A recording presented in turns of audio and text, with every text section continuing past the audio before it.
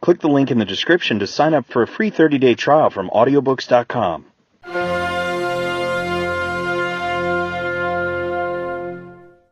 1900 or the Last President by Ingersoll Lockwood. Chapter 1. The Chicago platform assumes, in fact, the form of a revolutionary propaganda. It embodies a menace of national disintegration and destruction. Garrett A. Hobart. Chapter 1.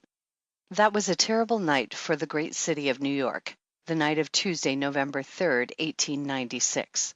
The city staggered under the blow like a huge ocean liner, which plunges full speed with terrific crash into a mighty iceberg, and recoils shattered and trembling like an aspen. The people were gathered, light-hearted and confident, at the evening meal when the news burst upon them. It was like a thunderbolt out of an azure sky. Altgeld holds Illinois hard and fast in the Democratic line. This elects Bryan President of the United States. Strange to say, the people in the upper portion of the city made no movement to rush out of their houses and collect in the public squares, although the night was clear and beautiful. They sat as if paralyzed with a nameless dread, and when they conversed it was with bated breath and throbbing hearts. In less than half an hour, mounted policemen dashed through the streets calling out, "Keep within your houses, close your doors and barricade them." The entire East Side is in a state of uproar. Mobs of vast size are organizing under the lead of anarchists and socialists, and threaten to plunder and despoil the houses of the rich who have wronged and oppressed them for so many years. Keep within doors. Extinguish all lights. Happily, Governor Morton was in town, and although a deeper pallor overcame the ashen hue of age as he spoke, yet there was no tremor in his voice. Let the 7th, 22nd, and 71st Regiments be ordered under arms. In a few moments hundreds of messengers could be heard racing through the silent streets, summoning the members of these regiments to their armories. Slowly, but with astonishing nerve and steadiness, the mobs pushed the police northward, and although the force stood the onslaught with magnificent cortege, yet beaten back the dark masses of infuriated beings surged up again with renewed fury and strength. "Will the troops be in time to save the city?" was the whispered inquiry among the knots of police officials who were directing the movements of their men. About 9 o'clock, with deafening outcries, the mob, like a four-headed monster breathing fire and flame, raced, tore, burst, raged into Union Square. The police force was exhausted, but their front was still like a wall of stone, save that it was movable. The mob crowded it steadily to the north, while the air quivered and was rent with mad vociferations of the victors. "Bryan is elected! Bryan is elected! Our day has come at last! Down with our oppressors! Death to the rich man! Death to the gold bugs! Death to the capitalists! Give us back the money you've ground out of us! Give us back the marrow of our bones which you've used to grease the wheels of your chariots!" The police force was now almost helpless. The men still used their sticks, but the blows were ineffectual, and only served to increase the rage of the vast hordes now advancing upon Madison Square. The Fifth Avenue Hotel will be the first to feel the fury of the mob. Would the troops be in time to save it? A half cheer, a half cry of joy goes up. It is inarticulate. Men draw a long breath. Women drop upon their knees and strain their eyes. They can hear something, but they cannot see as yet, for the gas houses and electric plants had been destroyed by the mob earlier in the evening. They preferred to fight in the dark, or by the flames of rich men's abodes. Again a cheer goes up, louder and clearer this time, followed by cries of, "They're coming! They're coming!" Yes, they were coming. The 22nd down Broadway, the 7th down Madison Avenue, both on the double quick. In a moment or so, there were a few bugle calls and a few spoken commands rang out clear and sharp. And then the two regiments stretched across the entire square, literally from wall to wall in line of battle. The mob was upon them. Would this slender line of troops, could it hold such a mighty mass of men in check? The answer was a deafening discharge of firearms, a terrific crack, such as some thunderbolts make when they explode. A wall of fire blazed across the square, Again and again it blazed forth. The mob halted, stood fast, wavered, fell back, advanced again.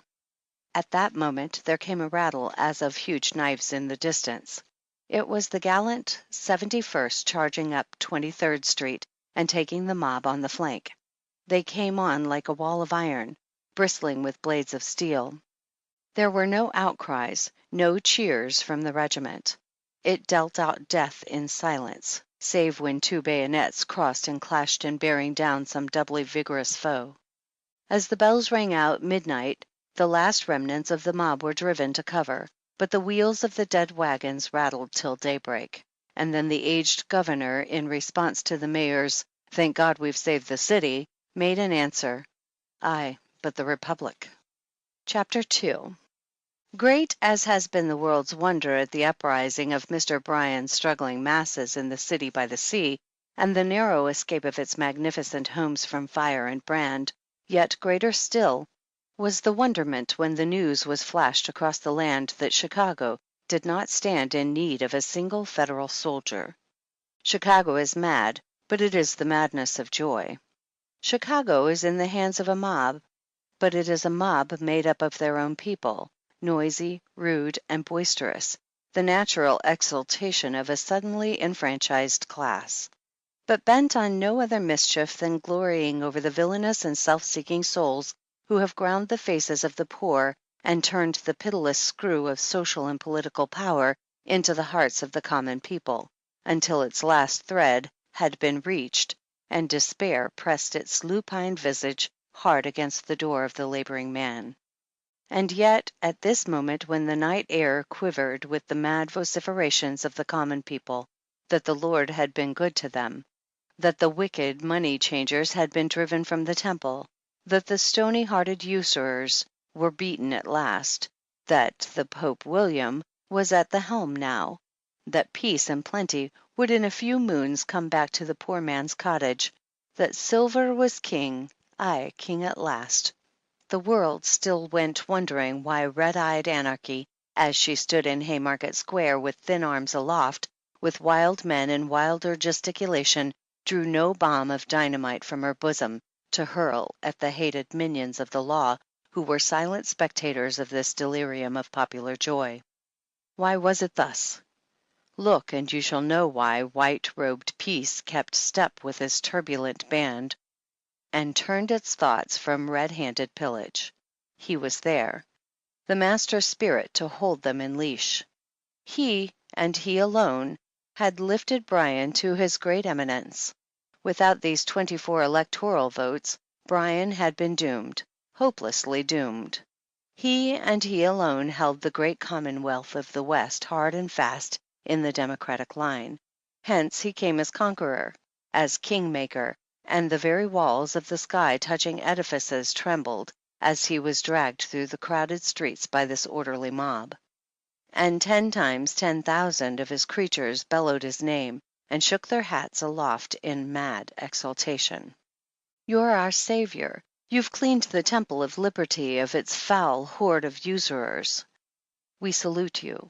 We call you kingmaker. Bryan shall call you master too.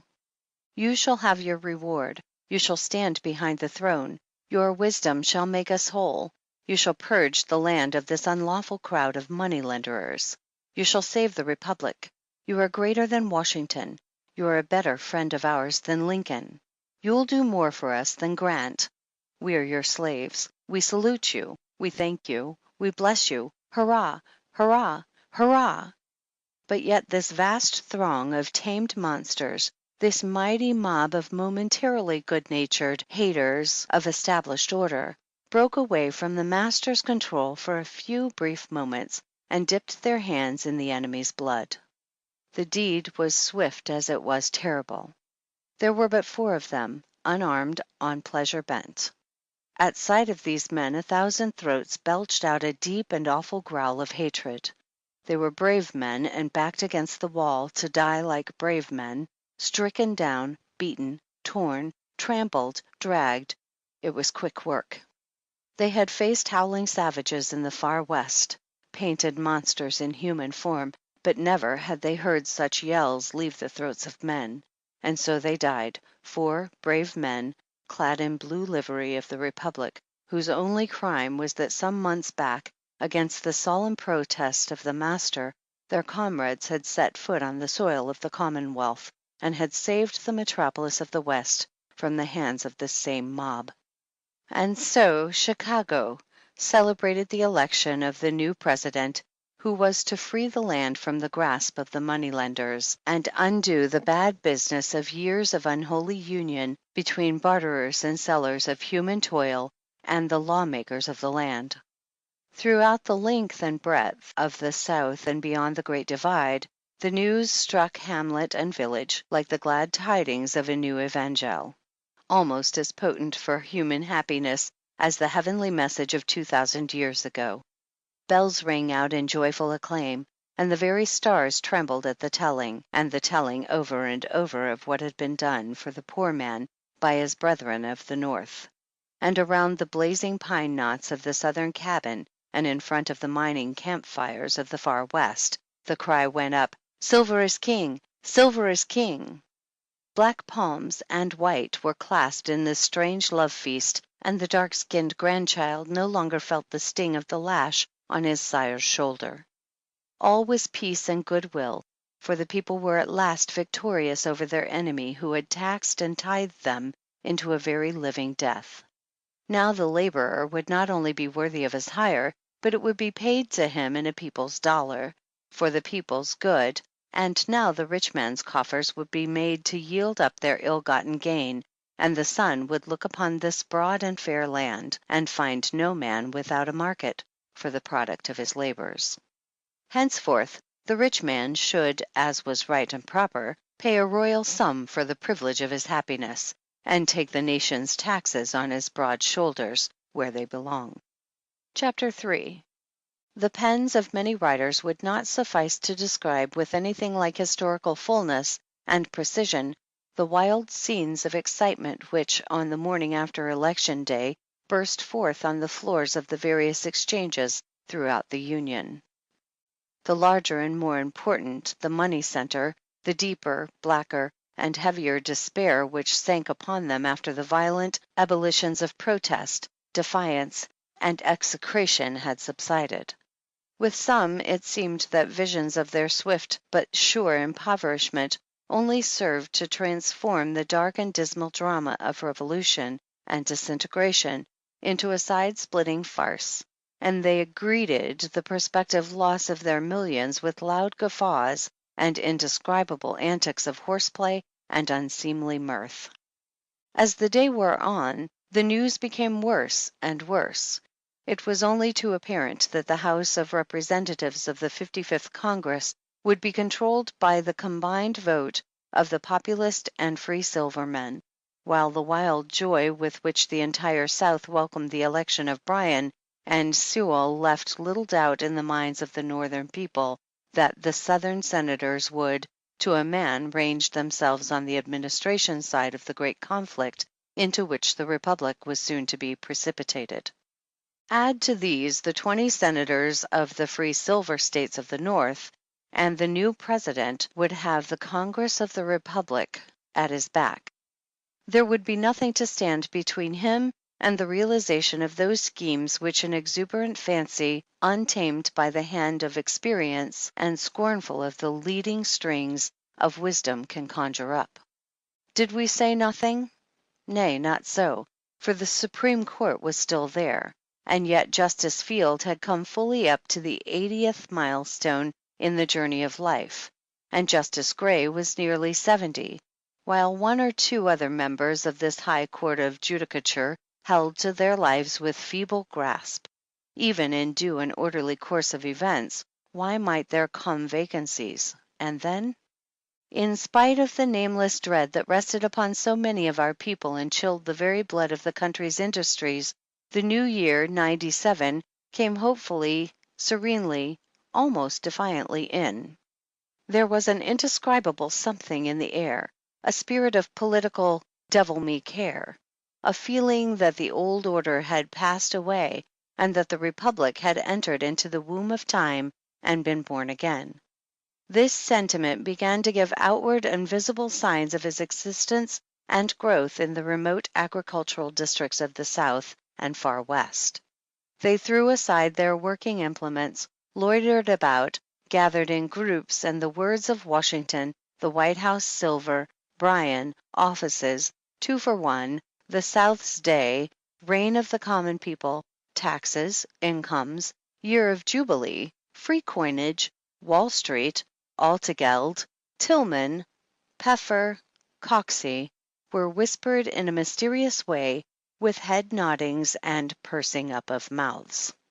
As January wore away, and February slipping by brought Bryan's inauguration nearer and nearer, the groups melted into groups, and it was only too apparent that from a dozen different points in the South and Northwest, Coxey armies were forming for an advance on Washington. In some instances they were well clad and well provisioned.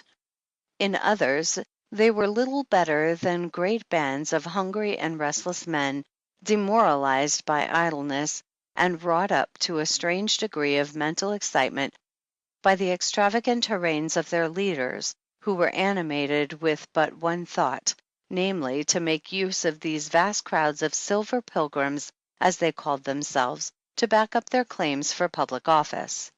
These crowds of deluded people were well named Silver Pilgrims, for hundreds of them carried in hempen bags pieces of silverware, in 99 cases of 100, plated stuff of little value, which unscrupulous dealers and peddlers had palmed off on them as sterling, with the promise that once in Washington the United States Mint would coin their metal into Bryan dollars, giving 2-for-1 in payment for it. While these motley armies marched upon the capital of the Republic, the railway trains night and day brought vast crowds of new men, politicians of low degree, men out of employment, drunken and disgruntled mechanics, farmers' sons, to seek their fortune under the reign of the people, healers and hangers-on of ward bosses, old men who had not tasted office for 30 years and more, all inspired by Mr. Bryan's declaration that the American people are not in favor of life tenure in the civil service, that a permanent office-holding class is not in harmony with our institutions, that a fixed term in appointive offices would open up the public service to a larger number of citizens without impairing its efficiency. All bearing new besoms in their hands or across their shoulders, each and every one of them supremely confident that in the distribution of the spoils something would surely fall into his share, since they were the common people, who were so dear to Mr. Bryan, and who had made him president in the very face of the prodigious opposition of the rich men, whose coffers had been thrown wide open, all to no purpose, and in spite, too, of the satanic and truly devilish power of the hell upon earth known as Wall Street, which had sweated gold in vain in its desperate efforts to fasten the chains of trusts and the claws of soulless monsters, known as corporations, upon these very common people, soon to march in triumph before the silver chariot of the young conqueror from the West. End of Section 1. Read by C.J. Ploeg.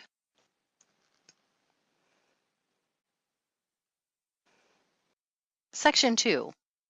Chapter 4. There had been a strange prophecy put forth by someone, and it had made its way into daily journals, and had been laughingly or seriously commented upon, according to the political tone of the paper, or the passing humor of the writer, that the 4th of March, 1897, would never dawn upon the American people. There was something very curious and uncanny about the prediction, and what actually happened was not qualified to loosen the fearful tension of public anxiety, for the day literally and truly never dawned upon the city of Washington, and well deserves its historical name, the Dawnless Day. At 6 o'clock, the hour of daybreak, such an impenetrable pall of clouds overhung the city that there came no signs of day. The gathering crowds could plainly hear the plaintive cries and lamentations put up in the negro quarters of the city. Not until nearly 9 o'clock did the light cease to shine in darkness, and the darkness begin to comprehend it. But although it was a cheerless gray day, even at high noon, Its heaviness set no weight upon the spirits of the jubilant tens of thousands which completely filled the city and its public parks, and ran over into camps and hastily improvised shelters outside the city limits. Not until the day previous had the President announced the names of those selected for his cabinet. The South and Far West were fairly beside themselves with joy, for there had been from their standpoint ugly rumors abroad for several days. It had been hinted that Bryan had surrendered to the money changers, and that the selection of his constitutional advisers would prove him recreant to the glorious cause of popular government, and that the reign of the common people would remain but a dream of the struggling masses. But these apprehensions were short-lived. The young President stood firm and fast on the platform of the parties which had raised him to his proud eminence.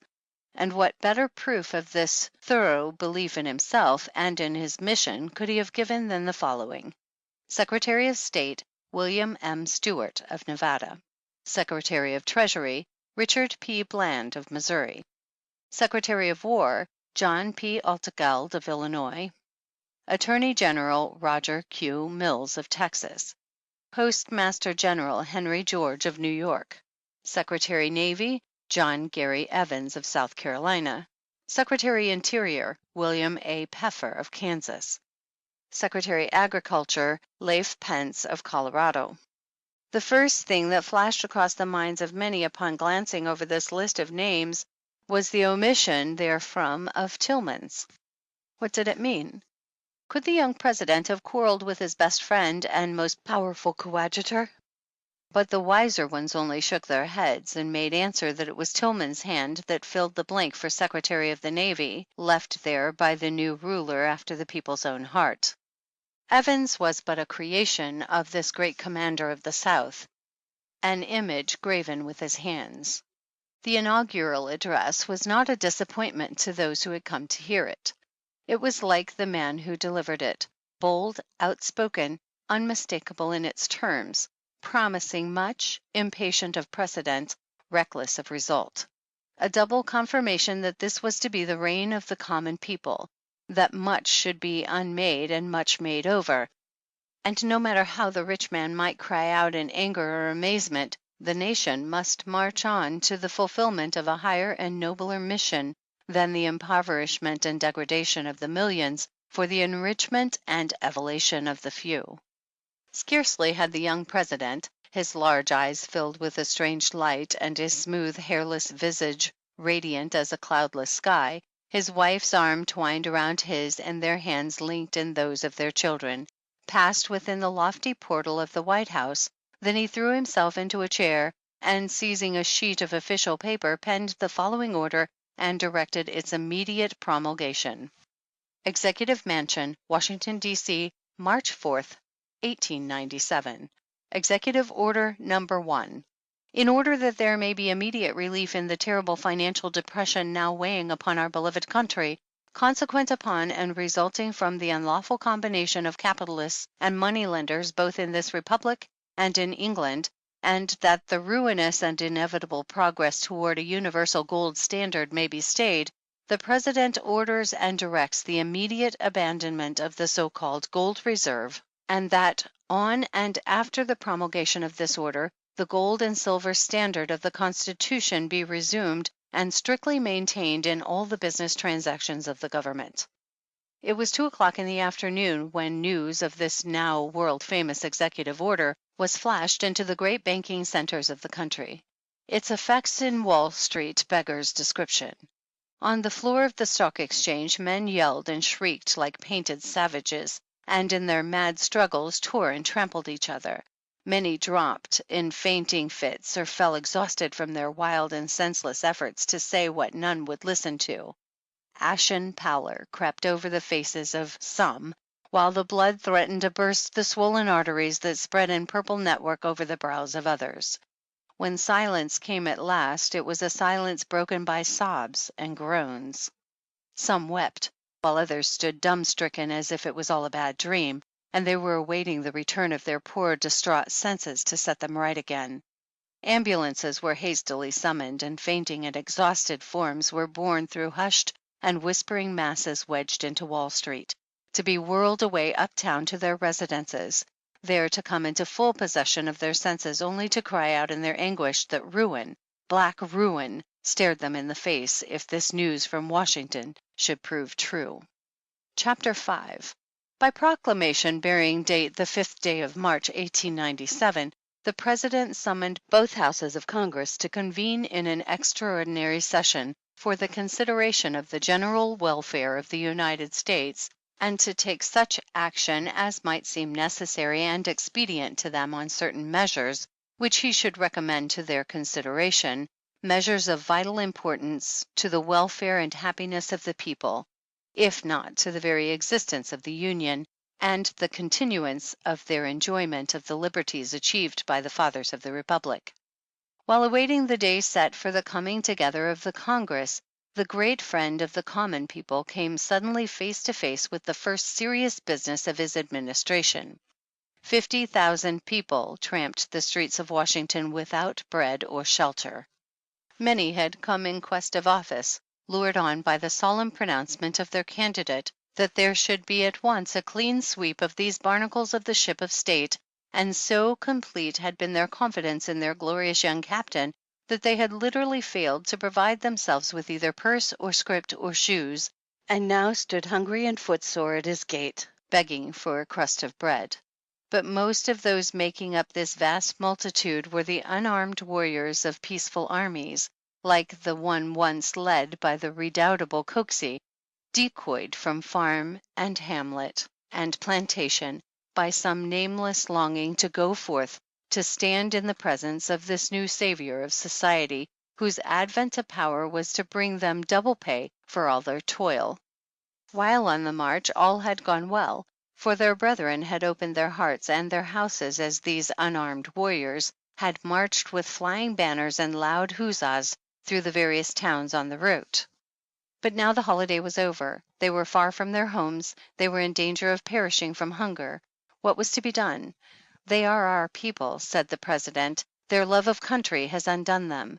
The nation must not let them suffer, for they are its hope and its shield in the honor of war, and its glory and its refuge in times of peace. They are the common people, for whose benefit this republic was established. The kings of the earth may desert them. I never shall."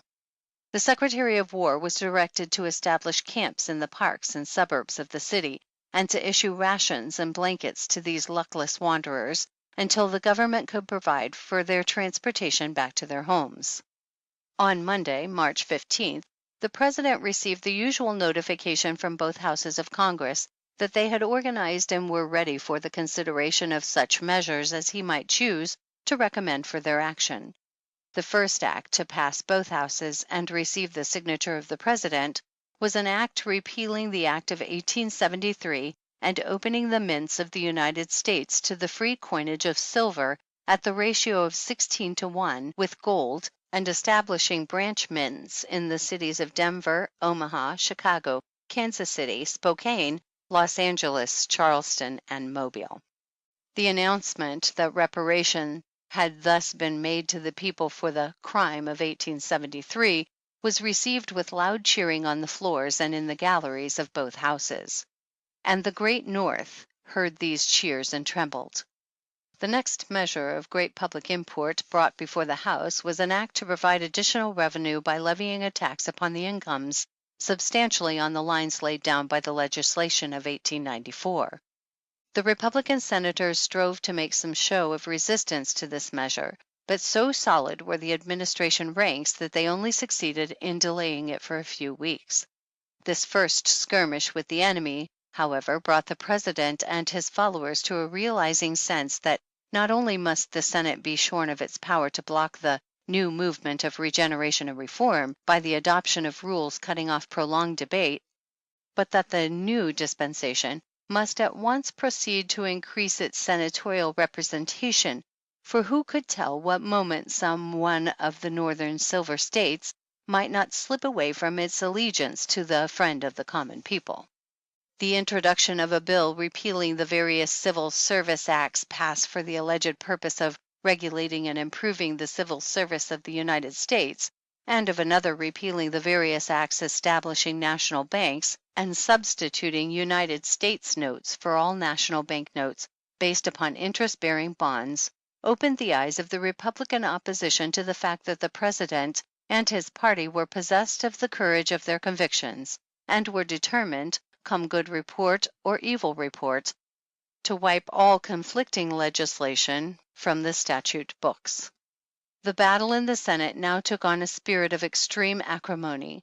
Scenes not witnessed since the days of slavery were of daily occurrence on the floors of both the House and the Senate. Threats of secession came openly from the North, only to be met with jeers and laughter of the silver and populist members.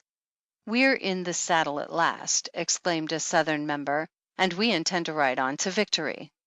The introduction of bills for the admission of New Mexico and Arizona, and for the division of Texas into two states, to be called East Texas and West Texas, although each of these measures was strictly within the letter of the Constitution, fell among the members of the Republican opposition like a torch in a house of tinder. There was a fire at once, and the blaze of party spirit leapt to such dangerous heights that the whole nation looked on in consternation. Was the Union about to go up in a great conflagration, and leave behind it but the ashes and charred pedestals of its greatness? "We are the people," wrote the President in lines of dignity and calmness. "We are the people, and what we do under the holy sanction of law, and there is no one so powerful or so bold as to dare to say we do not do well in lifting off the nation's shoulders the grievous and unlawful burdens which preceding Congresses have placed upon them." And so the long session of the 55th Congress was entered upon, fated to last through the summer heat and autumn chill, and until winter came again, and the Constitution itself set limits to its lasting. And when that day came, and its Speaker, amid a wild tumult of cheers, arose to declare it ended not by their will, but by the law of the land, he said, "The glorious revolution is in its brightest bud." Since the President called upon us to convene in last March, we have, with the strong blade of public indignation, and with a full sense of our responsibility, erased from the statute books the marks of our country's shame and our people's subjugation. Liberty cannot die. There remains much to be done in the way of building up. Let us take heart and push on. On Monday the regular session of this Congress will begin. We must greet our loved ones from the distance. We have no time to go home and embrace them. Chapter 6. When a Republican member of the House arose to move the usual adjournment for the holidays, there was a storm of hisses and cries of "No! No!" Said the leader of the House amid deafening plaudits, "We are the servants of the people. Our work is not yet complete. There must be no play for us while coal barons stand with their feet on the ashes of the poor man's hearthstone, and weeds and thorns cumber the fields of the farmer for lack of money to buy seed and implements. There must be no play for us while railway magnates press from the pockets of the laboring man 6 and 8% return on thrice watered stocks, and rapacious landlords, enriched by inheritance, grind the faces of the poor. There must be no play for us while enemies of the human kind are by means of trust and combination and corners engaged in drawing their unholy millions from the very lifeblood of the nation, paralyzing its best effort and setting the blight of intemperance and indifference upon it, by making life but one long struggle for existence, without a gleam of rest and comfort in old age. No, Mr. Speaker, we must not adjourn, but by our efforts in these halls of legislation let the nation know that we are at work for its emancipation, and by these means let the monopolists and money changers be brought to a realizing sense that the reign of the common people has really been entered upon. And then the bells will ring out a happier, gladder new year than has ever dawned upon this republic. The opposition fairly quailed before the vigor and earnestness of the new dispensation. There were soon before the House, and pressed well on toward final passage, a number of important measures calculated to awaken an intense feeling of enthusiasm among the working classes. Among these was an act establishing a loan commission for the loaning of certain moneys of the United States to farmers and planters without interest. An act for establishment of a permanent Department of Public Works, its head to be styled Secretary of Public Works, rank as a cabinet officer, and supervise the expenditure of all public moneys for the construction of public buildings and the improvement of rivers and harbors. An act making it a felony punishable with imprisonment for life for any citizen or combination of citizens to enter into any trust or agreement to stifle, suppress, or in any way interfere with full, open, and fair competition in trade and manufacture among the states, or to make use of any interstate railroads, waterways, or canals for the transportation of any food products or goods, wares, or merchandise which may have been cornered, stored, or withheld with a view to enhance the value thereof.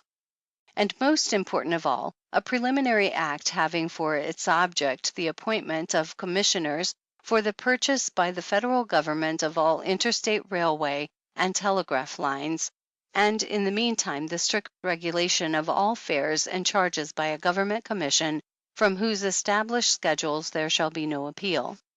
On Washington's birthday, the President issued an address of congratulation to the people of the United States, from which the following is extracted. The malicious prognostications of our political opponents have proven themselves to be but empty sound and fury. Although not quite 1 year has elapsed since I, agreeable to your mandate, restored to you the money of the Constitution, yet from every section of our nation comes the glad tidings of renewed activity and prosperity. The workman no longer sits cold and hungry beside a cheerless hearthstone. The farmer has taken heart and resumed work. The wheels of the factory are in motion again. The shops and stores of the legitimate dealer and trader are full of bustle and action. There is content everywhere, save in the counting room of the money changer, for which thank God and the common people of this republic. The free coinage of that metal which the Creator in his wisdom stored with so lavish a hand in the subterranean vaults of our glorious mountain ranges has proven a rich and manifold blessing for our people. It is in every sense of the word the people's money, and already the envious world looks on in amazement that we have shown our ability to do without foreign cooperation. The Congress of our Republic has been in almost continuous session since I took my oath of office, and the administration members deserve your deepest and most heartfelt gratitude. They are rearing for themselves a monument more lasting than chiseled bronze or polished monolith. They knew no rest, they ask for no respite from their labors until, at my earnest request, they adjourned over to join their fellow citizens in the observance of this sacred anniversary. Fellow citizens, remember the bonds which a wicked and selfish class of usurers and speculators fastened upon you, and on this anniversary of the birth of the Father of our country, let us renew our pledges to undo completely and absolutely their infamous work, and in public assembly and family circle, let us by new vows confirm our love of right and justice, so that the great gain may not slip away from us but go on increasing so long as the statute books contain a single trace of the record of our enslavement. As for me, I have but one ambition, and that is to deserve so well of you that when you come to write my epitaph, you set beneath my name the single line, "Here lies a friend of the common people." End of section 2. Read by C.J. Ploeg.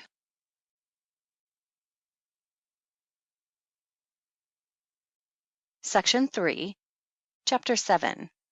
This first year of the Silver administration was scarcely rounded up ere there began to be ugly rumors that the government was no longer able to hold the white metal at a parity with gold. "It is the work of Wall Street," cried the friends of the President, but wiser heads were shaken in contradiction, for they had watched the sowing of the wind of unreason, and knew only too well that the whirlwind of folly must be reaped in due season. The country had been literally submerged by a silver flood which had poured its argent waves into every nook and cranny of the Republic, stimulating human endeavor to most unnatural and harmful vigor. Mad speculations stalked over the land. People sold what they should have clung to, and bought what they did not need. Manufacturers heaped up goods for which there was no demand, and farmers plowed where they had not drained, and drained where they were never fated to plow. The small dealer enlarged his business with more haste than judgment, and the widow drew her mite from the bank of savings to buy land on which she was destined never to set foot. The spirit of greed and gain lodged in every mind, and the common people, with a mad eagerness, loosened the strings of their leather purses to cast their hard-earned savings into wild schemes of profit. Every scrap and bit of the white metal that they could lay their hands upon. Spoons hallowed by the touch of lips long since closed in death, and cups and tankards from which grandsires had drunken were bundled away to the mints to be coined into people's dollars. At the very first rumor of the slipping away of the trusted coin from its parity with gold, there was a fearful awakening, like the start and the gasp of the miser who sees his hoarded treasure melting away from before his eyes, and he not able to reach out and stay its going. Protest and expostulation first, then came groans and prayers, from which there was an easy road to curses. The working man threw off his cap and apron to rush upon the public square and demand his rights. Mobs ran together, processions formed, deputations hurried off to Washington, not on foot like the Coxey army, but on the swift wings of the limited express. The common people were admitted to the bar of the House, their plaints patiently listened to, and reparations promised. Bills for increased revenue were hurriedly introduced, and new taxes were loaded upon the broad shoulders of the millionaires of the nation.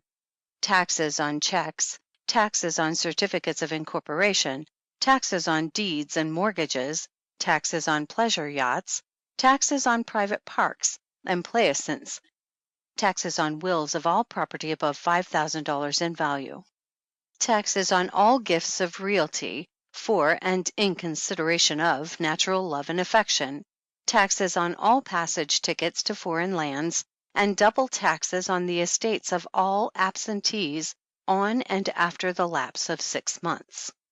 There was a doubling up, too, of the tariff on all important luxuries, for as we sat on the floor of the Congress, if the silks and satins of American looms and the wines and tobacco of native growth are not good enough for my Lord of Wall Street, let him pay the difference, and thank heaven that he can get them at that price.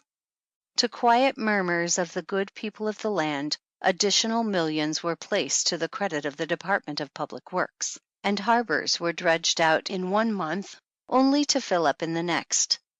And new systems of improvement of interstate waterways were entered upon on a scale of magnitude hitherto undreamt of.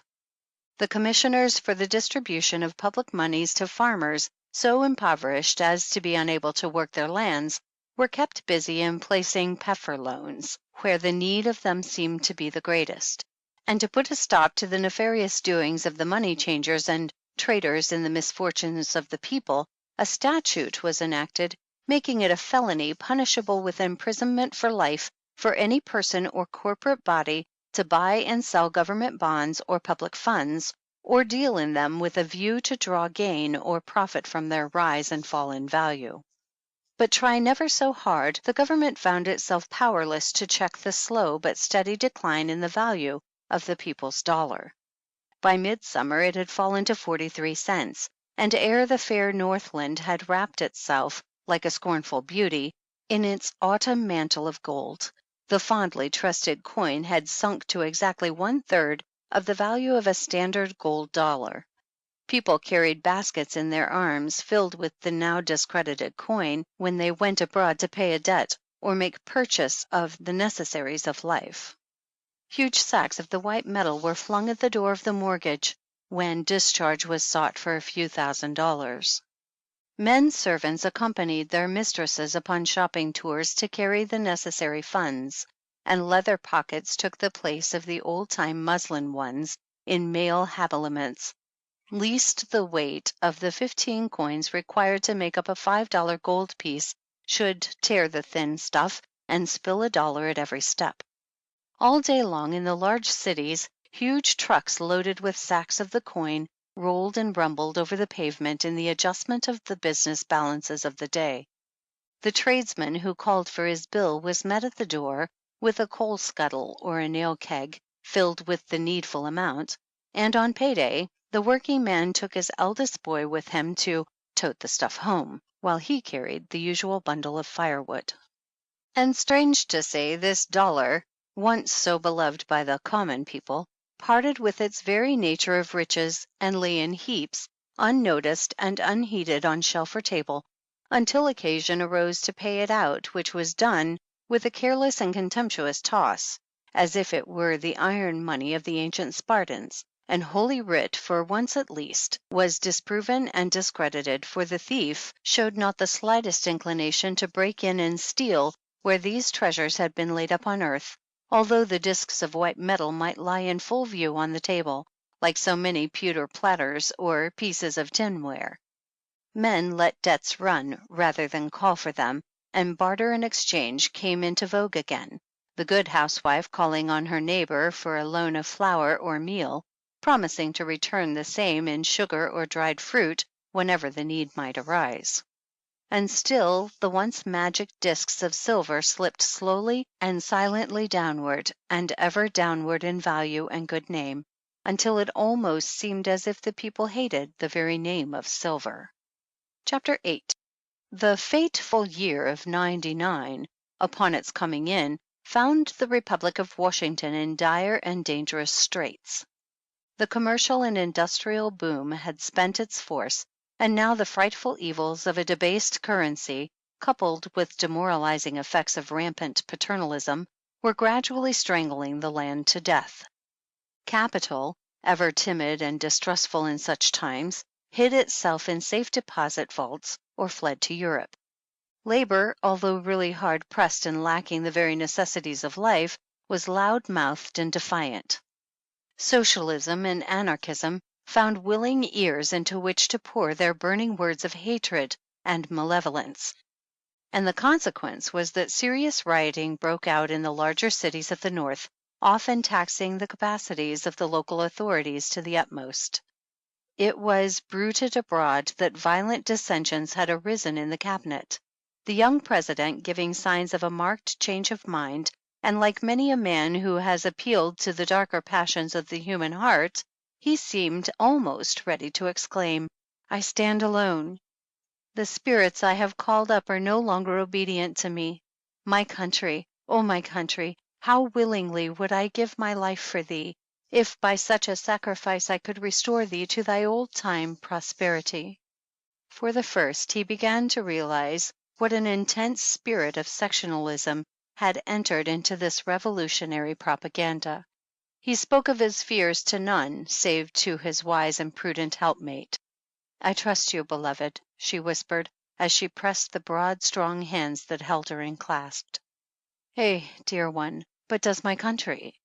came in almost a groan from the lips of the youthful ruler. Most evident was it that thus far the South had been the great gainer in this struggle for power. She had increased her strength in the Senate by 6 votes. She had regained her old-time prestige in the House. One of her most trusted sons was in the Speaker's chair, while another brilliant Southron led the administration forces on the floor. Born as she was for the brilliant exercise of intellectual vigor, the South was of that strain of blood which knows how to wear the kingly graces of power so as best to impress the common people. Many of the men of the North had been charmed and fascinated by this natural pomp and inborn demeanor of greatness, and had yielded to it. Not a month had gone by that this now dominant section had not made some new demand upon the country at large. Early in the session, at its request, the internal revenue tax, which had rested so long upon the tobacco crop of the South, and poured so many millions of revenue into the national treasury, was wiped from the statute books with but a feeble protest from the North. But now the country was thrown into a state bordering upon frenzy by a new demand, which, although couched in calm and decorous terms, nay, almost in the guise of a petition for long-delayed justice to hard-pressed and suffering brethren, had about it a suppressed yet unmistakable tone of conscious power and imperiousness, which well became the leader who spoke for that glorious Southland to which this Union owes so much of its greatness and its prestige. Said he, "Mr. Speaker, for nearly 30 years our people, although left impoverished by the conflict of the states, have given of their substance to salve the wounds and make green the old age of the men who conquered us. We have paid this heavy tax, this fearful blood money unmurmuringly. You have forgiven us for our bold strike for liberty that God willed should not succeed. You have given us back our rights, opened the doors of these sacred halls to us, called us your brothers. But unlike noble Germany, who was content to exact a lump sum from La Belle France, and then bid her go in peace and freedom from all further exactions, you have for nearly 30 years laid this humiliating war tax upon us, and thus forced us year in and year out to kiss the very hand that smote us. Are we human that we now cry out against it? Are we men that we feel no tingle in our veins after these long years of punishment for no greater crime than we loved liberty better than the bonds of a confederation laid upon us by our fathers? We appeal to you as our brothers and our countrymen.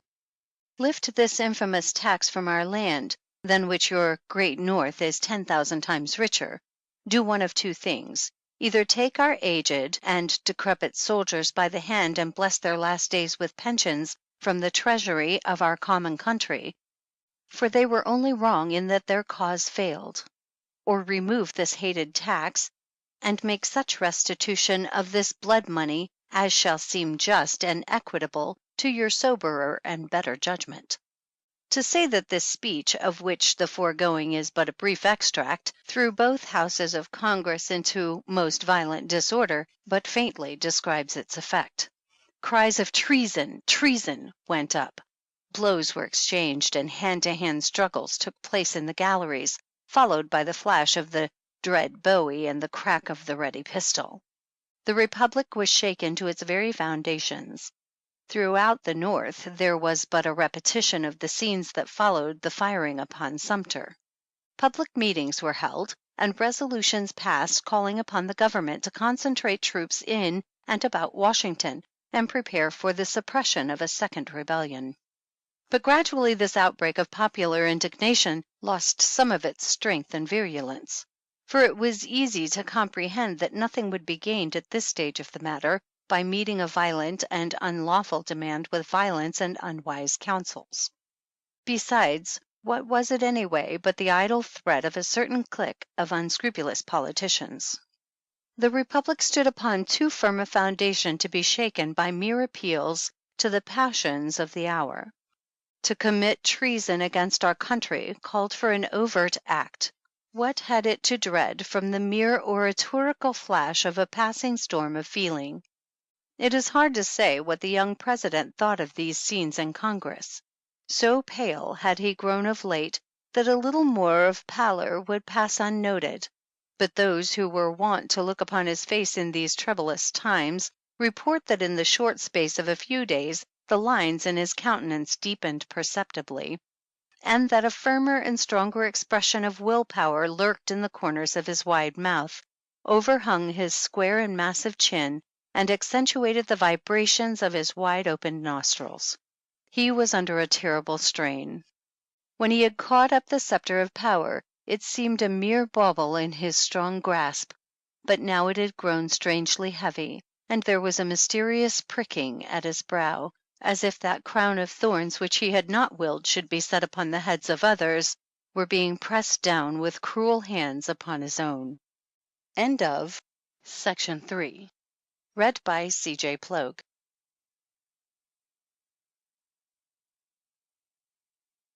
Section 4. Chapter 9. When the last embers of the great conflagration of the rebellion had been smothered out with tears for the lost cause, a prophecy had gone up that the mighty North, rich with 100 great cities and strong in the conscious power of its wide empire, would be the next to raise the standard of rebellion against the federal government. But that prophet was without honor in his own land, and none had paid heed to his seemingly wild words. Yet now this same mighty North sat there in her grief and anxiety, with her face turned southward, and her ear strained to catch the whispers that were in the air. Had not the scepter of power passed from her hand forever? Was not the revolution complete?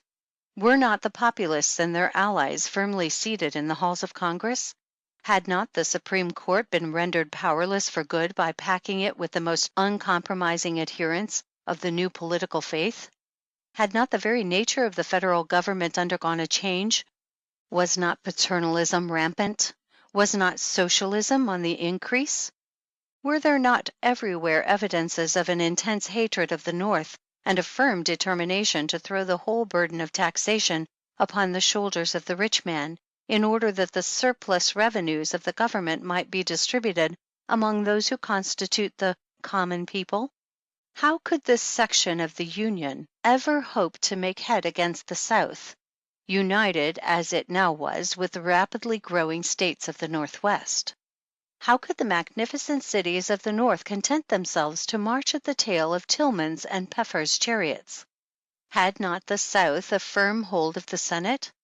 Where was there a ray of hope that the North could ever again regain its lost power?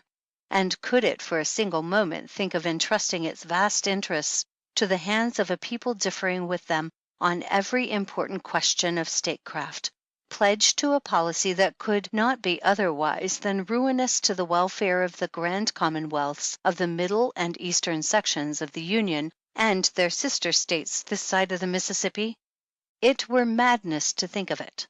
The plunge must be taken, the declaration must be made. There was no other alternative save abject submission to the chieftains of the new dispensation, and the complete transformation of that vast social and political system vaguely called the North. But this revolution within a revolution would be a bloodless one, for there could be no thought of coercion, no serious notion of checking such a mighty movement. It would be in reality the true republic purging itself of a dangerous malady, sloughing off a diseased and gangrened member, no more, no less. Already this mighty movement of withdrawals from the Witenagemot of the Union was in the air. People spoke of it in a whisper or with bated breath, but as they turned it over and over in their minds, it took on shape and form and force, till at last it burst into life and action like Minerva from Jupiter's brain, full-fledged, full-armed, full-voiced, and full-hearted.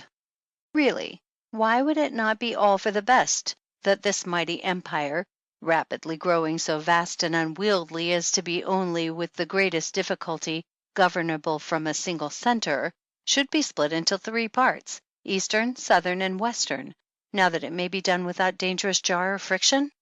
The 3 republics could be federated for purposes offensive and defensive, and until these great and radical changes could be brought about, there would be no difficulty in devising living terms, for immediately upon the declaration of dissolution, each state would become repossessed of the sovereign powers which it had delegated to the federal government. Meanwhile, the fateful year '99 went onward toward its close. The whole land seemed stricken with paralysis, so far as the various industries were concerned, but, as it is wont to be in such times, men's minds were supernaturally active. The days were passed in the reading of public prints, or in passing in review the weighty events of the hour. The North was only waiting for an opportunity to act. But the question that perplexed the wisest heads was, how and when shall the declaration of dissolution be made, and how soon thereafter shall the North and the states in sympathy with her withdraw from the Union, and declare to the world their intention to set up a republic of their own, with the mighty metropolis of New York as its social, political, and commercial center and capital? As it came to pass, the North had not long to wait. The 56th Congress, soon to convene in regular session in the city of Washington, was even more populistic and socialistic than its famous predecessor, which had wrought such wonderful changes in the law of the land, showing no respect for precedent, no reverence for the old order of things. Hence, all eyes were fixed upon the capital of the nation. All roads were untrodden, save those which led to Washington. Chapter 10. Again, Congress had refused to adjourn over for the holidays. The leaders of the administration forces were unwilling to close their eyes, even for needful sleep, and went about pale and haggard, startled at every word and gesture of the opposition, like true conspirators as they were, for the Federal troops had been almost to a man quietly removed from the Capitol and its vicinage, lest the President in a moment of weakness might do, or suffer to be done, some act unfriendly to the reign of the common people. Strange as it may seem, there had been very little note taken by the country at large of the introduction at the opening of the session of an act to extend the pension system of the United States to the soldiers of the Confederate armies, and for covering back into the various treasuries of certain states of the Union such portions of internal revenue taxes collected since the readmission of said states to the Federal Congress as may be determined by commissioners duly appointed under said act. Was it the calm of despair, the stolidity of desperation, or the cool and restrained energy of a noble and refined courage? The introduction of the act, however, had one effect. It set in motion toward the national capital mighty streams of humanity, not of wild-eyed fanatics or unshaven and unkept politicasters and Bezonians, but of soberly clad citizens with a business-like air about them, evidently men who knew how to earn more than enough for a living, men who paid their taxes and had a right to take a look at the public servants, if desire so moved them. But very plain was it that the mightier stream flowed in from the south, and those who remembered the Capitol in antebellum days smiled at the old familiar sight, the clean-shaven faces, the long hair thrown carelessly back under broad-brim felts, the half-unbuttoned waistcoats and turned-down collars, the small feet and neatly fitting boots, the springy loping pace, the soft negroese intonation, the long fragrant cheroot. It was easy to pick out the man from the Northland, well clad and well groomed, as careful of his linen as a woman, prim and trim, disdainful of the picturesque felts, ever crowned with the ceremonious derby, the man of affairs, taking a business-like view of life, but wearing for the nonce a worried look and drawing ever and anon a deep breath. The black man, ever at the heels of his white brother, set to rule over him by an inscrutable decree of nature, came forth too in thousands, chatting and laughing gaily, careless of the why or wherefore of his white brother's deep concern, and powerless to comprehend it had he so desired. Every hour now added to the throng. The broad avenues were none too broad. The excitement increased. Men talked louder and louder. Women and children disappeared almost completely from the streets. The southern element drew more and more apart in knots and groups by itself. Men threw themselves upon their bed to catch a few hours of sleep, but without undressing, as if they were expecting the happening of some portentous event at any moment, the event of their lives, and dreaded the thought of being a moment late. If all went well, the bill would come up for final passage on Saturday, the 30th day of the month, but so fierce was the battle raged against it, and so frequent the interruptions by the contumacy, both of members and of the various cliques crowding the galleries to suffocation, that little or no progress could be made. The leaders of the administration forces saw midnight drawing near with no prospect of attaining their object before the coming in of Sunday, on which the House had never been known to sit. An adjournment over to Monday of the New Year might be fatal, for who could tell what unforeseen force might not break up their solid ranks and throw them into confusion? They must rise equal to the occasion. A motion was made to suspend the rules and to remain in continuous session until the business before the House was completed. Cries of "unprecedented," "revolutionary," "monstrous," came from the opposition, but all to no purpose. The House settled down to its work with such a grim determination to conquer that the Republican minority fairly quailed before it. Food and drink were brought to the members in their seats. They ate, drank, and slept at their posts like soldiers determined not to be ambushed or stampeded. It was a strange sight, and yet an impressive one withal. A great party struggling for long-deferred rights, freemen jealous of their liberties, bound together with the steel hooks of determination that only death might break asunder. Sunday came in at last, and still the struggle went on. "The people know no days when their liberties are at stake," cried the leader of the House. "The Sabbath was made for man, and not man for the Sabbath." Many of the speeches delivered on that famous Sunday sounded more like the lamentations of a Jeremiah, the earnest and burning utterances of a Paul, or the scholarly and well-rounded periods of an Apollos. The weary hours were lightened by the singing of hymns by the Southern members, most of them good Methodists, in which their friends and sympathizers in the galleries joined full-throated and fuller-hearted. While at times, clear, resonant, and in perfect unison, the voices of the staunch men of the North broke in and drowned out the religious song with the majestic and soul-stirring measures of John Brown's Body, the Glory, Glory, Hallelujah, of which seemed to hush the tumult of the chamber like a weird chant of some invisible chorus breaking in upon the fierce rioting of a Belshazzar's feast. Somewhat after 11 o'clock, an ominous silence sank upon the opposing camps. The Republican leaders could be seen conferring together nervously. It was a sacred hour of night, thrice sacred for the great Republic. Not only a new year, but a new century was about to break upon the world. A strange hush crept over the turbulent House and its still more turbulent galleries. The Republican leader rose to his feet. His voice sounded cold and hollow. Strong men shivered as they listened. "Mr. Speaker, we have done our duty to our country. We have nothing more to say, no more blows to strike. We cannot stand here within the sacred precincts of this chamber and see our rights as free men trampled beneath the feet of the majority. We have striven to prevent the downfall of the Republic, like men sworn to battle against wrong and tyranny. But there comes a time when blank despair seizes upon the hearts of those who struggle against overwhelming odds. That hour has sounded for us.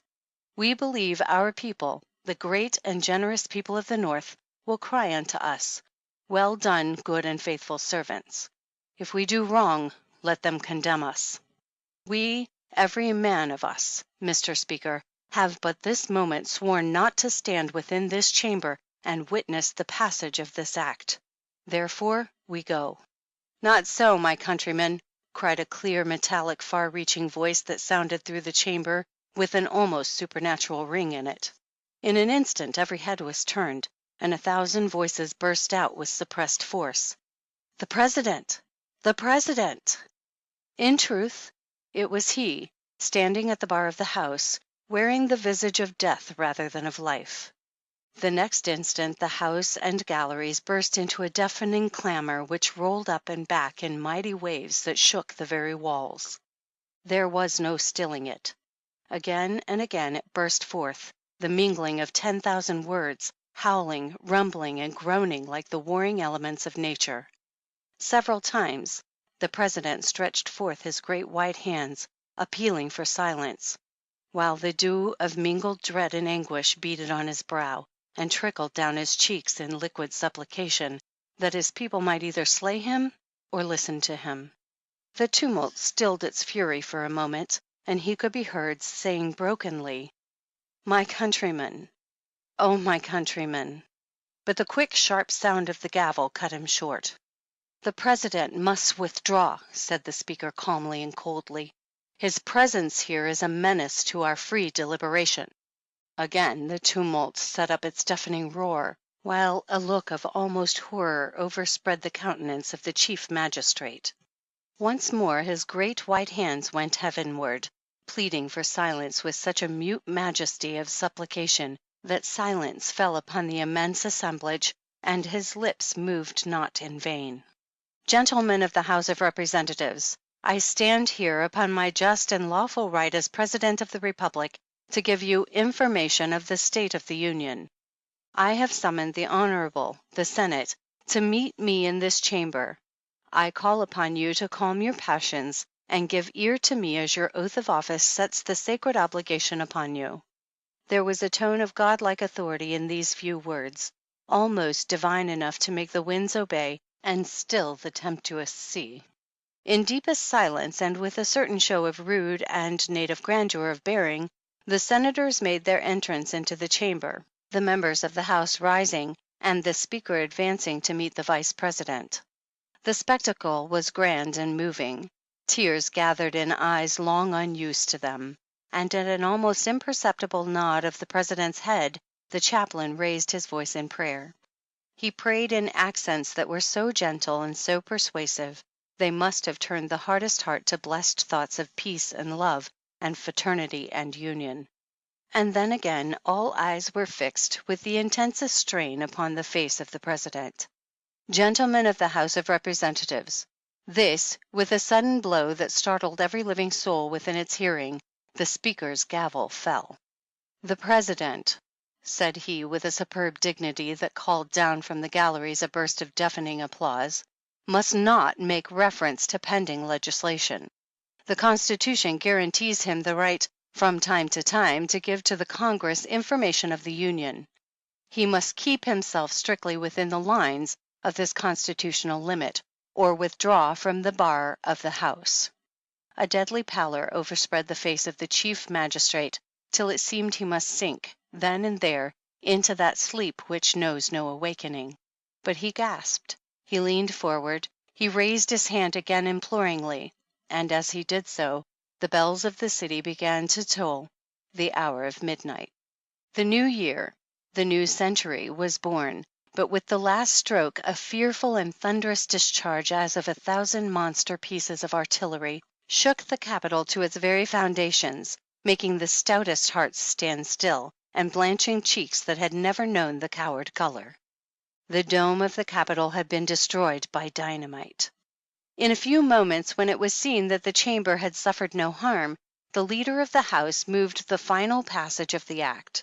The President was led away, and the Republican senators and representatives passed slowly out of the disfigured Capitol, while the tellers prepared to take the vote of the House. The bells were ringing a glad welcome to the new century, but a solemn tolling would have been a fitter thing, for the Republic of Washington was no more. It had died so peacefully that the world could not believe the tidings of its passing away.